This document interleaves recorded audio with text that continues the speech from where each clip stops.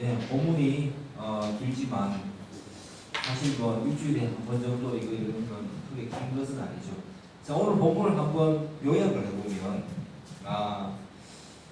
여호수아가 이제 드디어 1절에서 9절까지 보면은 이 동쪽 지파들 모세가 처음에 요단 동편에서 이 전쟁에 능한 이 루벤 갓 지파에게 많은 보상을 상을 내려주었죠. 그래서 그들이 가축도 힘이 많고 그렇게 하다 보니까 목소지도 필요하고 요단 동편 땅을 보니까 괜찮아서 이곳에 우리가 정착하면 안 되겠냐 했을 때 모세가 정말 불같이 말했었어요. 그런데 그 의도를 알고 나서는 이 땅도 역시 하나님의 약속의 땅에 대해서 모세가 그들에게 정착할 것을 이렇게 허락해 주었습니다. 대신 이들이 가나안 전쟁을 정복 전쟁을 치르지 아니하려는 것이 아니다라는 것을 알고 그래서 그들은 여호수아에게 정복전을 시작할 때에 우리가 그 땅을 다 정복할 때까지는 가서 함께 앞장서서 전쟁을 치르고 그 땅의 정복이 주요 도시들이 그죠 완료되면 그러면 이제 돌아와서 그때에서야 정착을 하겠다라고 약속을 했는데 그 약속을 지금 다 지킨 상황입니다. 그래서 여호수아가 이 루벤과 갓과 그죠 므낫세 반지파에게 칭찬을 하는 장면입니다. 야, 너희가 정말 잘했다. 너희가 정말 약속을 다 지켰다. 이제는 가서 전쟁을 열심히 잘 치렀으니까 이제는 가서 그 땅에서 여호와를 섬기는 일을 열심히 하고 삶을 살아가라라고 하는 장면이죠. 그래서 이제 이 세 지파는 므낫세 반지파는 요단 동쪽에도 있고 요단 서쪽에도 있습니다. 그 갈릴리 주변에 그죠 그 위쪽의 땅들이 다 므낫세 반지파의 동서편 땅들입니다. 그래서 므낫세 반지파에게는 야 너희들 정말 너희는 이제 그 탈취물을 가지고 가서 잘 나누고 열심히 살아 이렇게 이야기를 한 장면입니다. 그래서 이제 길르앗이라고 하면은 좀 상징적인 장소죠. 예.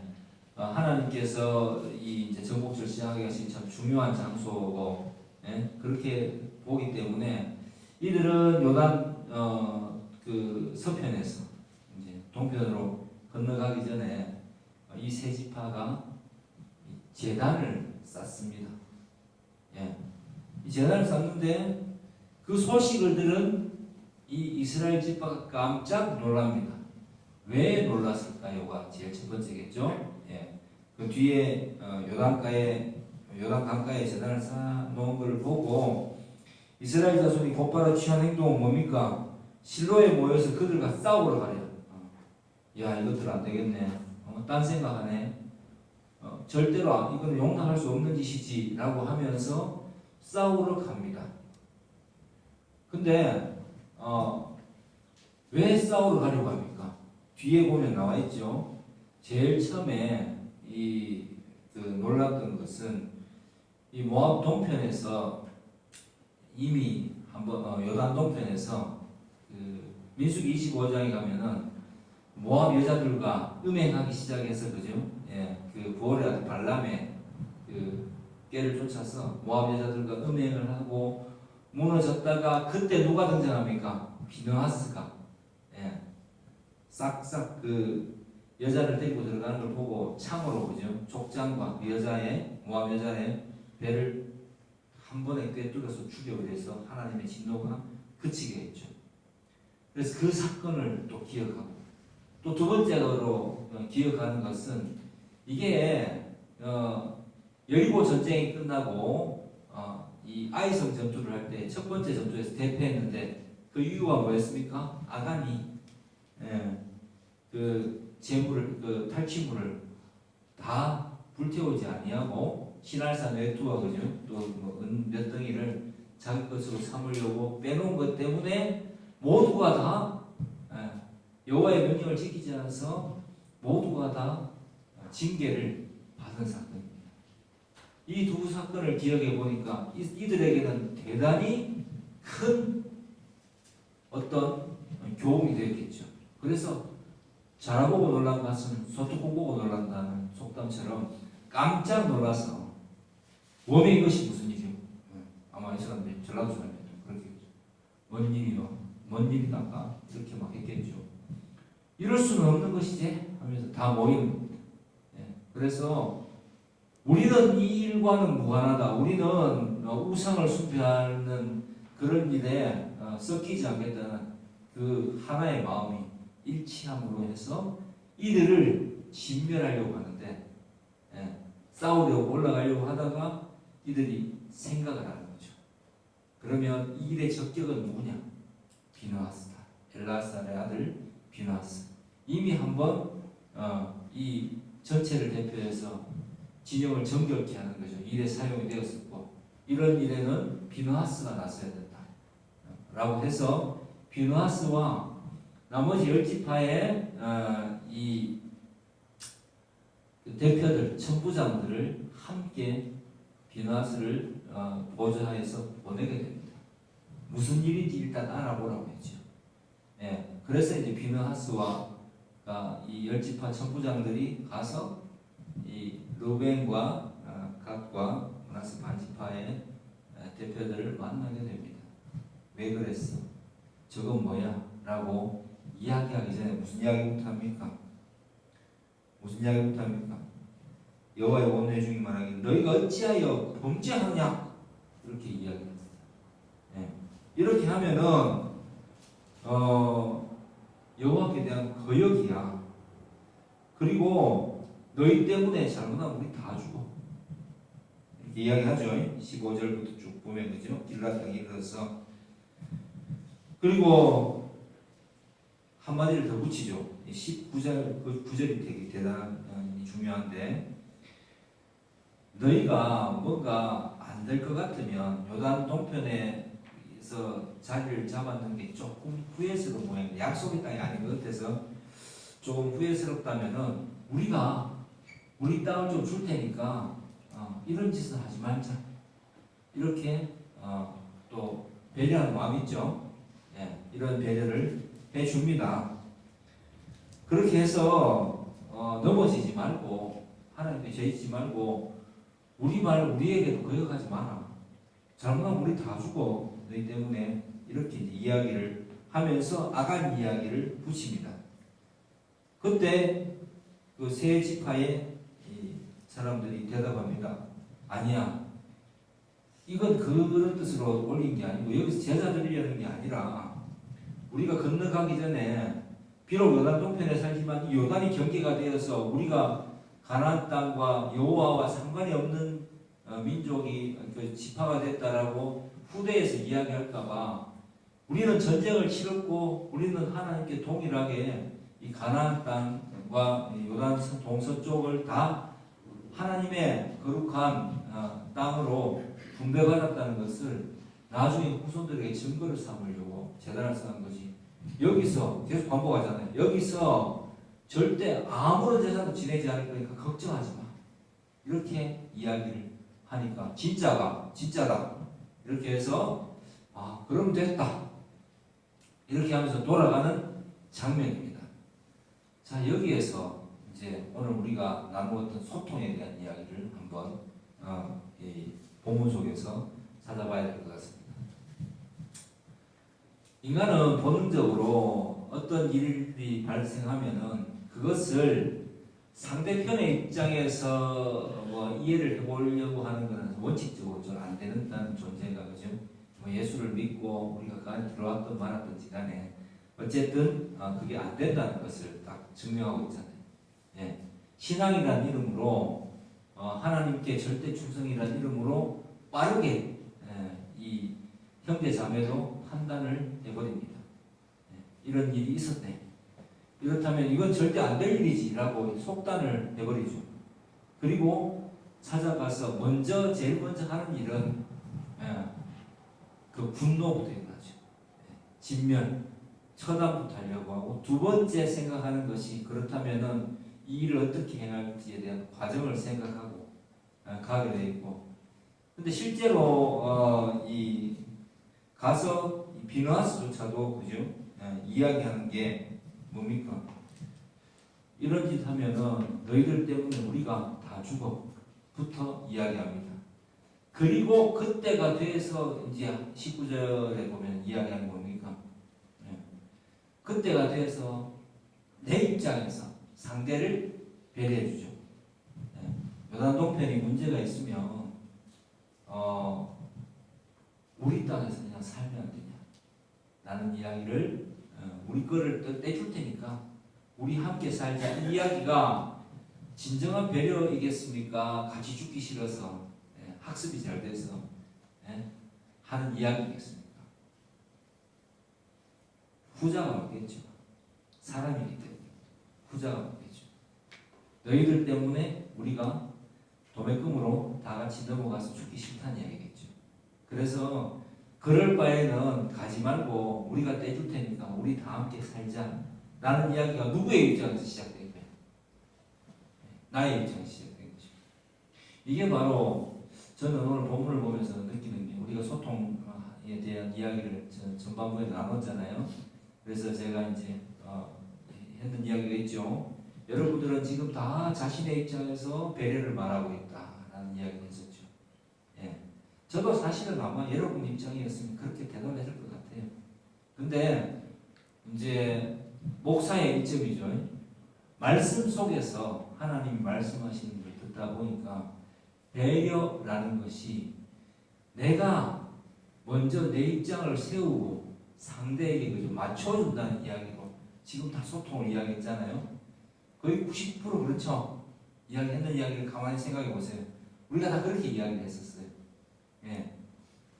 그랬는데 그게 정말 배려인가라고 했을 때 그건 진정한 배려는 아닌 것 같아요.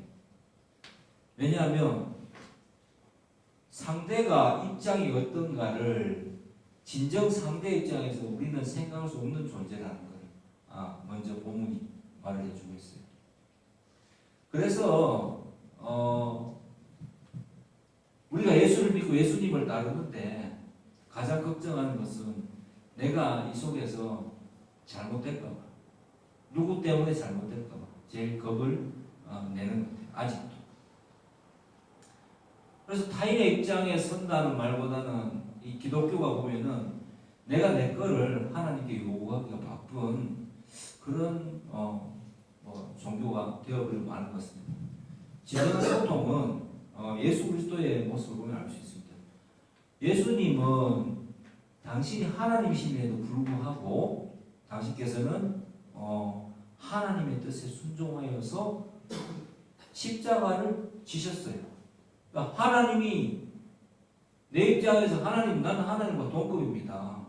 나는 아시잖아요. 내가 아들이기도 하지만 하나님과 한 몸이고 내가 살아있는 하나님 아닙니까? 라고 말씀하실 수 있었잖아요. 그죠? 그런데 그렇게 말씀하지 않았어요. 기독교가 참 특이해요. 그냥 하나님의 뜻에 맞추어서 내가 하나님께 어떻게 보이는 것이 중요하다는 것을 먼저 생각해서 이걸 하려고 하니까 너무 고민이 됐어. 땀방울이 핏방울 될 때까지 그죠? 내가 당해야 될 이 고난에 예수께서 당해야 될 고난 때문에 밤새워 기도하시고 순종하심으로 십자가를 지셨다는 거. 이거를 우리 놓치면 안 되겠습니다. 이게 복음이거든요. 그럼 우리가 아까 기도할 때 찬양 불렀잖아요. 내 안에 있는 주님 모습 보내. 내 안에 있는 주님이 내게 은혜를 주시 내가 어떻게 변하냐면은 내가 이제 믿게 되고 구원받았으니까 됐고 이렇게 시작하는 게 아니라니까.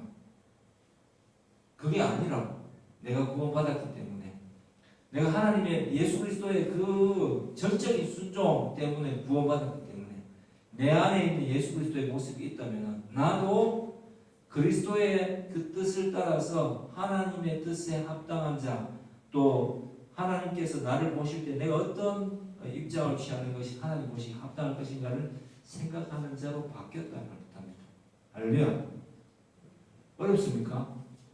이게 참 잘 들리기를 주의로 축복합니다. 이게 복음이에요. 우리는 원래 본성적으로 이런 사람 될 수 없어요.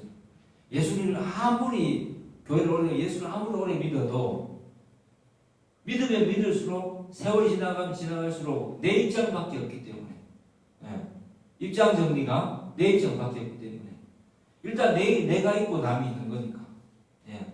내 입장에 대한 어떤 그 생각들이 점점 더 굳어지는데 그게 우리가 예수 그리스도의 은혜 때문에 십자가의 공로로 구원을 받았지만은 여전히 이 죄의 본성에서 벗어날 수 없는 이 죽기 전에는 그죠? 이 세상을 살아가면서 항상 생각하는 것이 나의 입장이거든요. 나의 입장에서 내 거를 생각하고 타인의 것을 배려해 줄 수 있는 거고 하기 때문에 내가 있고 남이 있다라는 생각에서 벗어날 수가 없는 거예요. 그러다 보니까 우리는 점점 더 세월이 지나면 지날수록 굉장히 꼰대 같은 스타일이 되어가죠. 예. 생각이 유연하지 못하고 내 입장에서 받아주는 게 되기 때문에 타인이 나를 어떻게 볼까에 대해서는 생각하지 않는 것이 보편적인 이 크리스찬의 모습들이다. 예. 이거는 뭐 크리스찬 아니라도 보통 사람들은 아주 보편적인 거고 예수 믿으면 그렇게 하면 안 되는데도 불구하고 시간이 지나면 지날수록 내가 다시 원죄의 그늘로 들어가서 복음 안에서라는 미명 안에 내가 옳고 그름을 내 입장에서 판단하는 거지.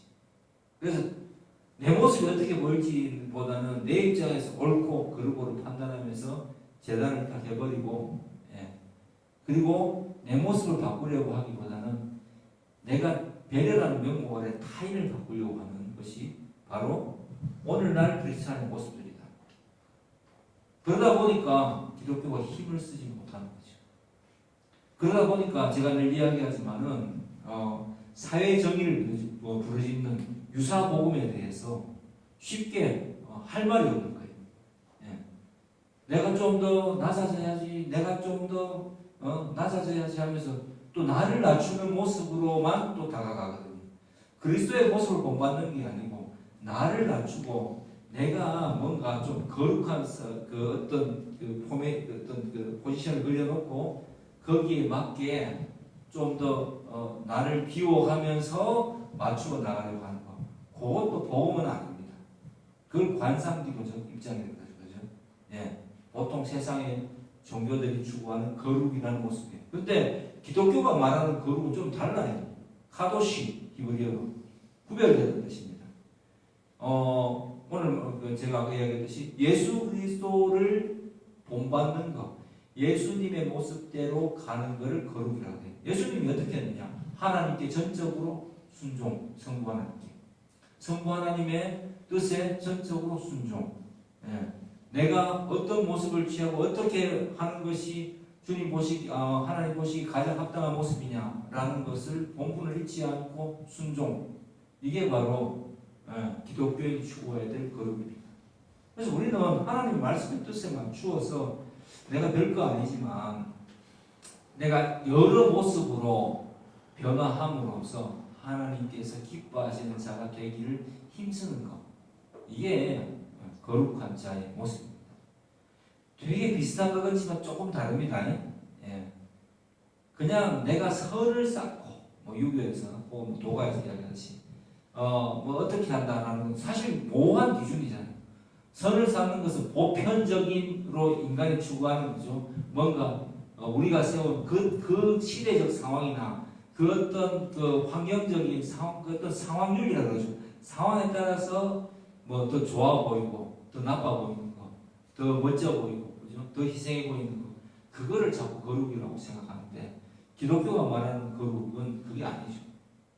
하나님의 뜻대로 내 모습을 바꾸어가고 하나님의 말씀에 맞추어서 내 입장을 자꾸만 정리해 나가면서 그리스도의 모습을 본받는 것을 우리는 거룩이라고 합니다. 달라 보입니까? 비슷해 보입니까? 비슷한 것 같지만 확실히 다릅니다. 그래서 우리는 오늘날 유사복음에 쉽게 속습니다. 왜? 유사복음은 뭐가 다르냐면은 기독교 상담이나 김창옥 쇼 이런 거 보면은 많은 허용이 있잖아요. 뭐라고 그러는 게 없잖아요. 그죠? 예. 주님이 보실 때 아닌 거는 내 아니다라고 해야 되는데 내가 다 받아버리잖아요. 예. 이호숙녀 캠프 보면은 제가 좀 많이 싫어하는 그 장르인데 요즘 굉장히 싫더라고요. 보는 것 자체가. 그런데 거기에 왜 그런 마음을 가지게 됐냐면은 기독교 상담학이라는 그 상담가가 나옵니다. 그분 참 좋아요. 그분을 욕하고자 하는 게 절대 아닙니다. 근데 기독교 상담학이 별거 있습니까? 기독교 상담학이나 뭐 일반 상담학이나 다 출발은 뭐 융이나 그 누굽니까? 프로이드의 어떤 어릴 적 모습, 뭐 심리, 사이코드라마 이런 게 다 어릴 적 원인 때문에 지금 현재 모습이 있다라는 걸 전제로 하고 있거든요. 그러니까 전혀 기독교적이지는 않아요. 인간이 죄인이고 하나님의 그 원죄가 있고 하는 그 원죄라는 것이 내가 옳고 그름의 기준을 세우는 것이라는 면에서 출발해서 그러면 당신은 그렇게 하면 안 됩니다 라는 게 전제가 되는 게 아니라 그냥 일단 그 사람의 상황을 받아들임으로서부터 출발을 해요. 그리고 서로 이렇게 서로 맞추어 적당히 맞추어서 할 수 없겠나 좀 잘해볼 수 없겠나 라고 하는 걸로 출발하기 때문에 사실 기독교 상담학이라는 것 자체가 좀 존재하는 게 그냥 틀렸다고 생각하는 사람입니다. 뭐 이게 뭐 이슈가 되든 말든 저는 상관없어요. 예, 그게 전통 기독교 입장입니다. 그런 게 어디 있어요? 기독교 상담학 그냥 뭐 그 하나님의 말씀의 기준에서 나도 그 앞에 서고 상대도 그 앞에 서는 거지. 그래서 아니면 아닌 거지. 아닌 건 아무것도 없잖아요. 제가 비판하는 겁니다. 아닌 게 없어. 모두를 다 일단 다 받아야 돼. 받고 나서 그 속에서 원인을 찾으려고 해. 그리고 한번 울고 그 다음에 그 다음에 뭐 될 것처럼 상담을 통해서 그죠 서로 맞춰가고 물론 될 수도 있겠죠. 안 될 수도 있고. 근데 그건 상담인 거지. 기독교 앞에 붙으면 안 된다는 이야기를 제가 여러분에게 하고 있는 것입니다. 절대 기준, 진리는 그냥 진리예요. 진리는 타협이 없습니다. 진리는 그냥 예수 그리스도밖에 없는 거예요. 내가 곧 길이요, 진리요, 생명이고 예수님께서 선언을 하셨어요. 진리는 바뀔 수 없는 겁니다. 그래서 모호하게 엮어들어가면 안 되는 거죠. 자, 다시 본문으로 돌아와서 그래서 이 사람들이 그렇게 이제 비누아스를 비롯해서 그렇게 이야기를 하고 그렇게 이야기를 하니까 그리고 조금 이제 용납이라는 부분에서 우리 땅에 이제 우리 이쪽에서 여당서변에서 살아라 그냥 살아라 이렇게 이야기를 하니까 이제 르우벤과 각과 므낫세 반지파 그죠? 이 수장들이 르우벤 이야기를 하는 거죠. 누가 이야기했지? 하여튼 이 세대표의 수장들이 이야기를 하는 거죠. 그게 아니다. 비로소 이들의 이야기를 하죠. 진짜 아니다. 이들의 이야기에도 뭐가 있습니까? 요단 동편에 좋은 땅을 차지했는데 나중에 여호와로부터 끊쳐질까봐 우리 스스로가 다짐과 경계를 하기 위해서 그것을 보고 잊지 않기 위해서 쌓은 증표가 되는 재단이다라고 하지. 여기서 제사 드릴 재단은 아니다라고 말하잖아요. 반복적으로 말하잖아요. 한 3번 말할 걸. 여기서 제사 드린다면 우리가 죽일 놈이다. 하나님께서 벌하셨을 걸. 우리는 하나님 앞에서 깨끗하다. 이런 이야기를 하는 거예요. 그리고 하나님 앞에서 모두가 다 그 말을 좋게 여기고 또 이제 잘 정리가 돼서 서로 기뻐하며 돌아가고 그 말을 듣고 잘 되었다라고 이야기합니다. 그런데 과연 그게 그렇게 잘 마무리가 되었으면 사사기에서 그렇게 싸워대고 그죠? 뭐 우상숭배 일어나고 하지는 않았겠죠. 하지는 않았겠죠. 이야기가 저는 그렇게 되고 나서 더 뭔가 소통이 더 좀 깊게 일어났어야 된다고 봅니다. 결론이 좀 더 잘나서 그래 분기 씻다 분기 씻고 그 다음에 우리가 이것을 잊지 말자라고 했지만 결국 불씨를 만들어 놓잖아요. 그죠? 그리고 남북 베냐민 지파 나중에 되면 베냐민 지파가 전쟁을 결국은 일으키게 됩니다. 정통성과 뭐 비정통성 이런 데도 이슈가 있게 되는 거죠. 그래서 뭐 결국은 이제 사사 시대로 가서는 좋지 않은 상황으로 우상숭배에 빠지게 되고 여러 상황을 일으키게 되는 어떤 암시 같은 걸 이 장에서 주는 것 같습니다. 그게 이제 불완전한, 물론 성경의 전체 입장에서 봤을 때는 그게 불완전한 인간의 모습, 믿지만 여전히 불완전한 모습이라고 저는 오늘 여기서 강조하고 싶은 것은 좀 더 상대의 그 입장을 깊게 들여다봐야 되지 않았습니다. 그냥 내 생각, 내 수준에서 받아들여지고 뭐 그런 의도라면 좋았어, 오케이 하고 돌아가는 것이 아니라 그것이 왜 걱정이 되느냐라고 한번 물어봤었어야 되고, 또 먼저 정말 우리가 예수님밖에 없는 게 이 사람들이 왜 그렇게 했어라고 물어보지 않는다는 겁니다. 그런데 왜 예수 그리스도밖에 없다라고 제가 이야기하냐면은 주님은 이 모든 상황을 아시고서도 왜 그랬어라고 말씀하시기 이전에 그냥 그런 존재야라는 것을 그냥 받아주시면서 어떻게 해야 되느냐를 몸소 제물 되심으로써 보여주신 거니까. 그래서 왜 그랬어? 뭐 어떻게 했어? 라는 걸 묻기 이전에 이것이 죄다라는 건 거죠. 주님이 십자가를 지심으로써 제물 되심으로써 그 모든 것이 죄라는 것을 밝히 보여주셨으니까. 그리고 그 안에서밖에는 해결이 안 되는 거예요. 그게 바로 예수님이 내가 길이요 진리요 생명이니 나로 말미암지 않고는 아버지께 올 자가 없느니라라고 말씀하신 이 말씀의 배우다, 깊은 뜻이다라고 여러분에게 선포하고 싶습니다. 우리 새성교 성도 여러분, 오늘 본문을 통해서 보십시오. 사람이라는 것은 얼마나 자기중심적입니까? 복음을 받아도 마찬가지고. 근데 이것에서 벗어날 수 있는 길은 없습니다. 그래서 우리는 매주 말씀을 들어야 되고 말씀을 배워야 되고 말씀 속에서 진짜 답을 찾아야 됩니다. 오늘 보셨죠? 다 이 사람들도 우리와 다르지 않아요. 저는 설교를 준비하다가 알게 돼서 성령의 은혜로 성령의 조명하심으로써 우리가 생각하는 소통, 배려라는 것은 잘못된 것이구나라는 것을 그냥 깨달아줄 뿐이에요. 말씀 준비하다 보니까. 아마 그게 아니라면 그냥 소통에 대해서 이야기해 봅시다 했으면 제가 오늘 99%가 다 그렇게 대답을 했는데 저도 똑같이 1%가 다른 1%가 되지 못했을 거예요. 말씀은 말씀이었습니다. 말씀이 보여줘야 됩니다. 우리 거기서 자유로울 수 없다는 거예요. 그래서 우리는 앞으로 소통한다는 것을 이렇게 바꿔야 됩니다. 내가 상대에게 먼저 어떻게 보여질 것이냐. 그래서 이 사람들도 어떤 방법에서 맞잖아요. 비누아스를 보낸 거 그죠?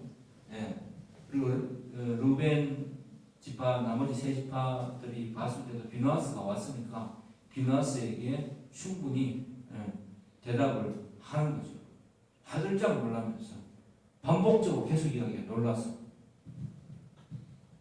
근데 비누아스조차도 일단은 프레임을 씌워놓고 가서 이야기하지 않습니까?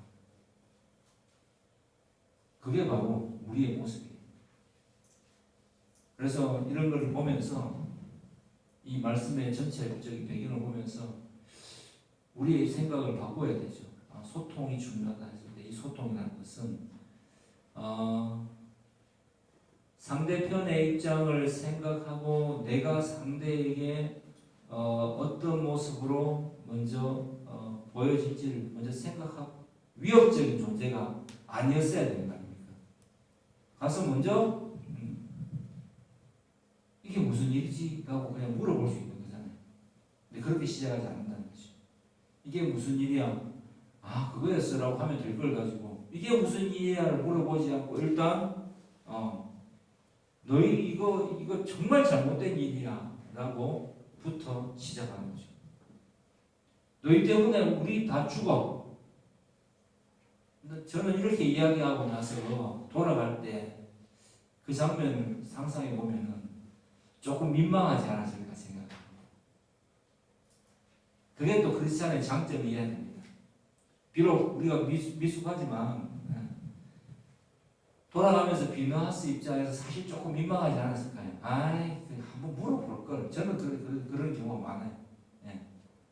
제가 이제 목사이기 때문에 여러분에게 권면을 하지만은 먼저 한번 물어볼 거라는 생각을 할 때가 있습니다. 그런 사람이 되어야 되겠다. 그게 이제 목사의 위치가 아니겠냐, 교사의 위치가 아니겠냐 이런 생각을 해봅니다. 예. 저 사람이 하고자 했던 이야기가 그게 핵심이었을까?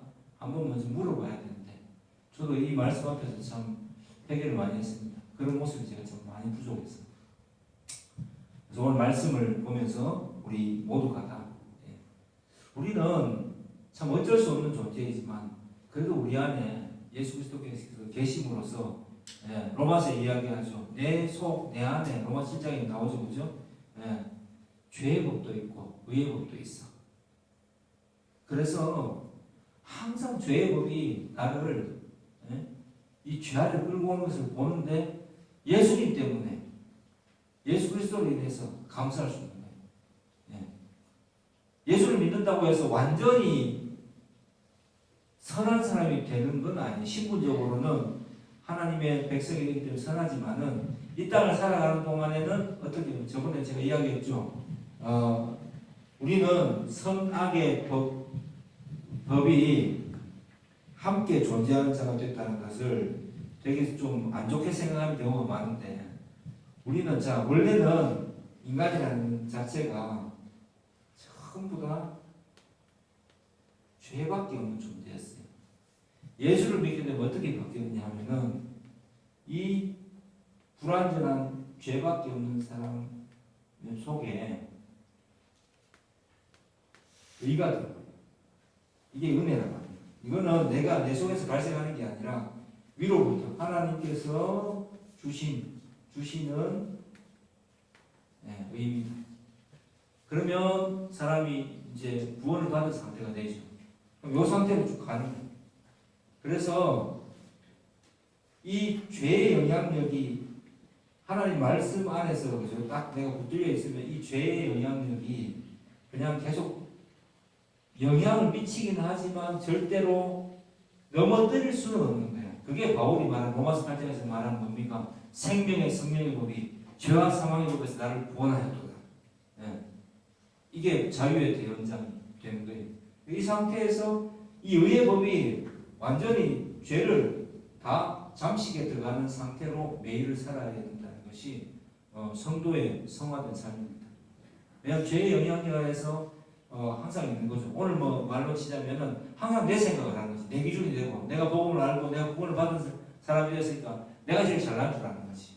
그런데 생각을 바꿔야 되고 그 누구나 다 예수께 구원받은 사람들은 다 이 상태가 된 거지. 그래서 죄의 영향이 있을 수 있다는 것을 나의 상태를 항상 생각하고 이 죄로부터 먼저 내 마음이 우리 그렇잖아요. 내 생각부터 드는 건 사실이지만 한 번 더 누가 그 이야기해요? 한 번 더 생각해보고 한 번 더 상대편 입장을 생각해보고 형제나 자매가 그렇게 한다면은 왜 그랬어? 라고 물어보는 그런 사람으로 날마다 내 자신의 가치관을 변화시키는 것, 하나님의 영향력을 변화시키는 것, 그게 바로 크리스찬의 삶이어야 됩니다. 그게 바로 구원받은 자의 삶입니다. 그래서 소통이 중요하다라는 오늘 설교 제목을 보시고 그냥 잘 소통해야지 이렇게 받아들이는 것이 아니라 오늘 본문 속에 나오는 아무리 인간이 대단하고 믿음의 일을 하고 한다 하더라도 결국은 이 땅을 살아가는 동안은 내가 이 상태구나라는 이 로마서 7장의 말씀을 기억해야 된다는 겁니다. 로마서 7장 한번 볼까요? 로마서 7장 찾아봅시다. 7장 21절부터 한번 보겠습니다. 그러므로 내가 한 법을 깨달았노니 곧 선을 행하기 원하는 나에게, 이게 지금 구원받은 자의 상태이죠. 그죠? 의로 하나님께서 의를 주심으로써 구원받은 자가 된 겁니다. 그래서 나에게 악이 함께 있는 것이로다. 내 속사람으로는 하나님의 법을 즐거워하는데 내 지체 속에서 한 다른 법이 내 마음의 법과 싸워서 내 지체 속에 있는 죄의 법으로 자꾸 나를 사로잡아가는 것을 보는 거예요. 오라 진짜 나는 공부한 사람인가 이 사망에 오면서 누가 나를 건드냐. 이게 이제 탄식 같지만 뒤에 이야기를 하게 된 상태죠. 우리 주 예수 그리스도로 말미암아 하나님께 감사합니다. 그런데 내 자신이 마음으로는 하나님의 법을, 육신으로는 죄의 법을 섬기노라. 그러므로 그리스도 예수 안에 있는 자에게는 결코 정죄함이 없나니 이는 그리스도 예수 안에 있는 생명의 성령의 법이 죄와 사망의 법에서 너를 해방하였음이라. 이렇게 선언하는 것입니다. 잘 이해가 됩니까? 저는 이 말씀에 가장 큰 은혜를 받았거든요. 옛날에 로마서를 읽으면서 이게 무슨 말이냐면 다시 자 7판으로 돌아와서 내가 이 상태가 된 거야. 하나님의 의가 내 죄밖에 없는데 하나님의 의가 나를 완전히 감싸버렸어. 그런데 아직도 내가 내 속사람 안에서 보니까 내 지체 속에 아직도 이 죄된 생각이 남아있는 거야. 신분적으로 바뀌었는데. 그리고 내 마음에 성령께서 임해서 자꾸 선한 사람이 되고 싶은데, 하나님의 사람이 되고 싶은데, 자꾸만, 내가 그러면 좀 뭔가 이렇게 나를 위해서 뭔가 종교적인 사람으로 변화시키고 싶은 마음, 이런 것도 있는 거예요. 뭔가 내가 도덕적으로 좀 완전한 사람이 되고 싶고, 뭔가 좋은 사람이 되고 싶은 그런 욕망도 죄의 마음입니다. 왜냐하면 그리스도 중심적이지 않기 때문에 그런 상태가 된 거예요. 그래서 내가 너무 힘든 거야. 바울의 입장에서 생각해 보니까 난 이 상태가 됐는데 힘든 상태가 되긴 했구나. 이게 바로 구원의 상태구나. 동시에 너무 좋은 상태인 거예요. 왜? 원래는 죄만 있어야 되는데 하나님 은혜로 의를 생각해야 되는, 이 고민해야 되는 사람이 그리스도 중심적이어야 된다는 고민이 내게 들어온 거지. 그래서 이런 상태구나. 바울이 생각한 이 믿는 자의 상태는 바로 이런 상태구나. 그렇다면은 이 상태가 결코 나쁜 게 아니네. 왜? 이게 정상이구나. 그래서 이런 삶을 주신 자가 누구라고? 예수 그리스도. 예수님께서 항상 내 마음으로는 의의 법을 섬기게 하려고 인도하시는구나. 근데 내 육신으로는 그죠? 아직도 내 자신을 먼저 내세우는 사람이 아직도 여전히 그런 모습들이 있구나. 그렇다면은 나는 그러면 죄인이 아니라는 이야기지.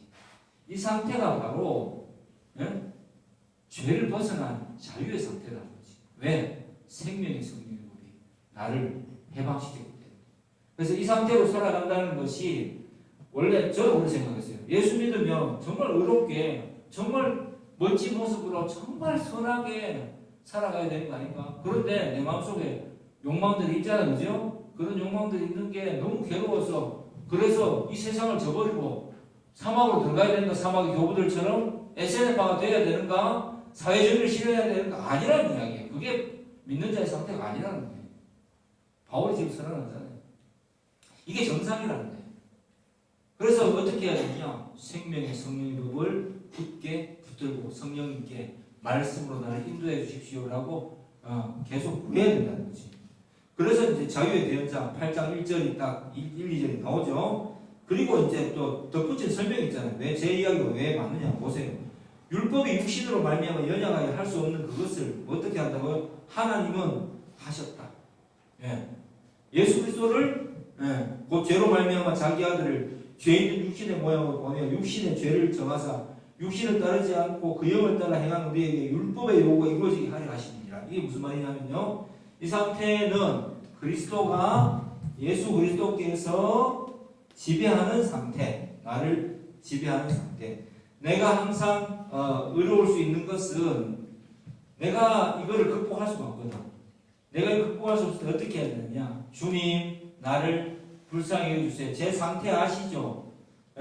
주님의 제가 이 그림을 좀 잘못 그린 것 같은데 주님의 예수 그리스도의 의로 나를 죄와 의가 공존하는 이 상태를 하나님 예수 그리스도의 보혈의 공로로 완전히 나를 덮으소서. 할렐루야. 육신의 생각은 사망이고 영의 생각은 8장 6절 보면 생명과 평안이라.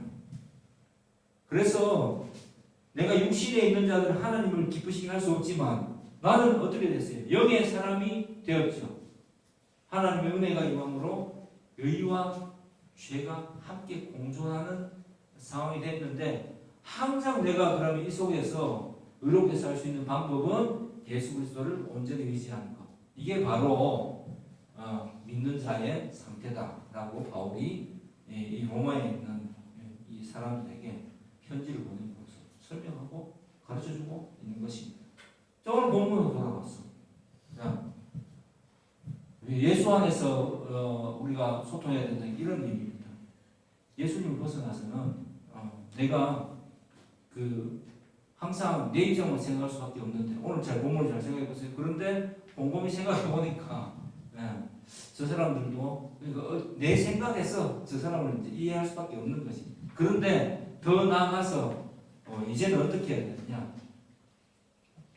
예수 그리스도께서 우리를 구속하신 것을 전제로 해서 타인을 생각해 봐야 되는 거고, 타인을 생각해 봤을 때 내가 더 거룩하고 내가 더 잘난 모습으로 나아가는 것이 신앙이 아니라, 타인의 상태나 내 상태가 동일할 때 내가 저 사람의 상태에 대해서 생각해 봤을 때, 같은 믿는 자로 생각해 봤을 때, 교회 안에서 소통 이야기하는 겁니다. 내가 좀 더 저 사람이 받아들일 만한 사람으로 자꾸만 변화해 가야 되지 않겠는가 라고 생각하는 것이 예수 믿는 것이어야 된다라고 오늘 본문이 우리에게 알려주고 있는 것입니다. 그게 바로 이제 로마서를 읽은 이유입니다. 사랑하는 성도 여러분, 예수 안에서 소통하는 법을 배우고, 오늘 말씀대로 내가 신앙을 자꾸 쌓아가는 것이라고 생각하거나 혹은 내 자신을 비워가는 것으로 생각해서는 안 돼요. 예수를 닮아가는 것이 신앙입니다. 내 기준을 버리고 예수님의 기준으로 자꾸 바꿔가는 것이 신앙이기 때문에, 그런 입장에서 바깥에 있는 많은 믿지 않는 사람들, 사회에 있는 사람들과 소통할 때도 제가 이야기했지만 눈치 게임이다. 먼저 그 사람에게 내가 받아들여질 만한 모습, 역할이잖아요. 그죠? 성도의 역할을 감당하는 자가 먼저 돼야 되고요. 그리고 다가가고, 그 사람들이 마음을 열고 오는 것을 그냥 우리는, 혜원이가 아까 이야기했나, 굳이 말하지 않아도 느낄 수 있어요. 저 사람에게 내가 받아들여졌는지 안 들여졌는지, 그죠? 이런 거지 목이 마를 때 계속 쳐다보고 있는데, 미우면 물 한 잔 주기 싫잖아요, 그죠? 근데 여기 앉아 있는데 이제 내가 좀 친해졌나 이러고 봐야 될 때 물이 한 병밖에 없는데 입 안 대고 마셨어, 시원해. 근데 그냥 이렇게 얘한테 건네주는 거지. 같이 드실래요? 그러면 기분이 좋잖아요, 그죠? 그런 상태가 되는 거. 이런 모습을 통해서 진짜 예수 그리스도를 믿는 자로서 사람이 좀 어떤 사회생활 할 때, 이 사람하고 좀 친하게 지내고 싶다. 이 사람하고 좀 소통하면서 마음을 나누고 지내고 싶다. 그런 모습으로 좀 정말 날마다 나는 우리 교회 안에서도 소통하지만 교회 밖에서도 정말 제대로 된 소통을 할 줄 아는 예수 안에서 성숙한 신앙으로 살아가는 저와 여러분 되기를 주의 이름으로 축복합니다. 우리